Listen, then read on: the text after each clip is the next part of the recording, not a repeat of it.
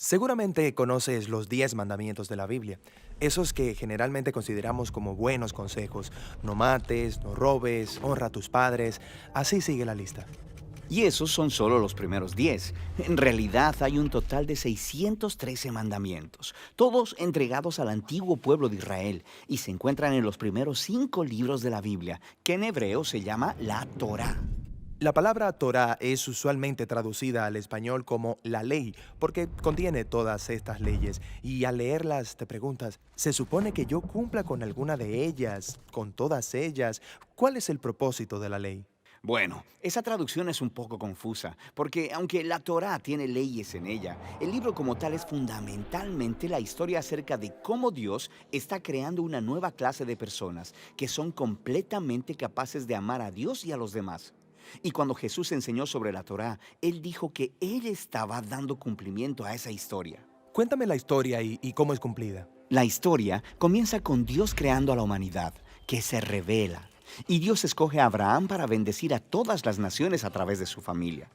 Ellos terminan siendo esclavos en Egipto y Dios los rescata.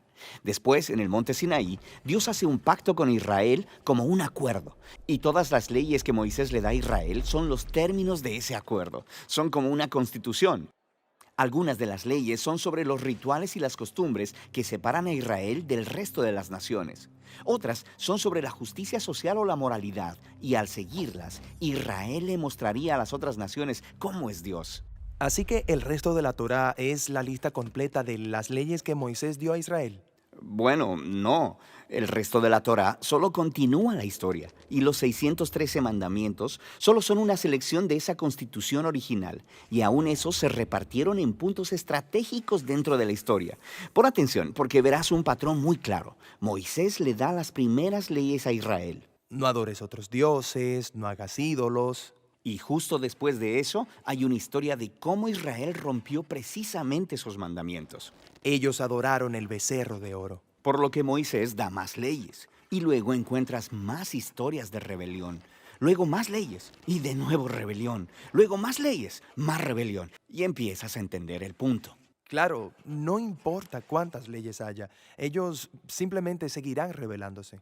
Así que en la conclusión de la historia de la Torá, Moisés da un discurso final a Israel mientras se preparan para llegar a su nuevo hogar y les dice, chicos, ya sé que no van a seguir todas las leyes de Dios, me han demostrado que son incapaces.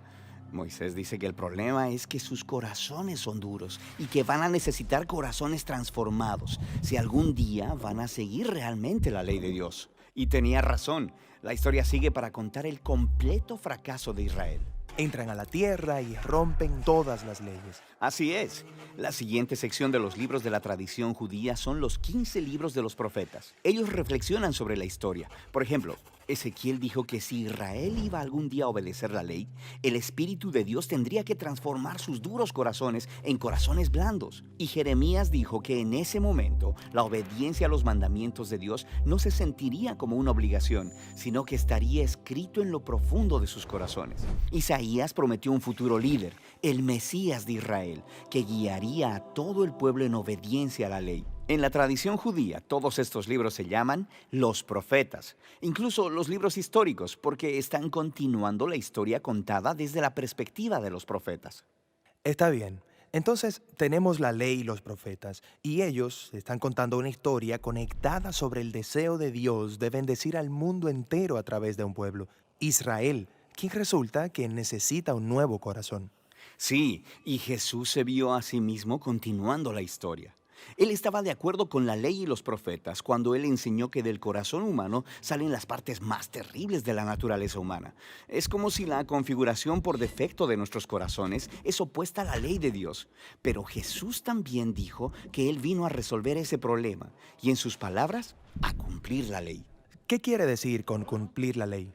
Bien, primero, él dijo que la demanda de todas las leyes en la Torá podían ser cumplidas por lo que él llamó el gran mandamiento, que amemos a Dios y al prójimo. Eso parece muy fácil. Digo, todos queremos amar. Pero Jesús nos mostró que amar es mucho más demandante de lo que pensamos. Él cita la ley, no matarás, y dice que no matar a alguien es algo amoroso. Pero luego también dice que cuando tratas a alguien de manera irrespetuosa o tienes resentimiento en contra de ellos, también estás violando la ley moral de Dios, porque no los estás tratando con amor. Así que Jesús dijo que el amor verdadero debe extenderse hasta nuestros propios enemigos.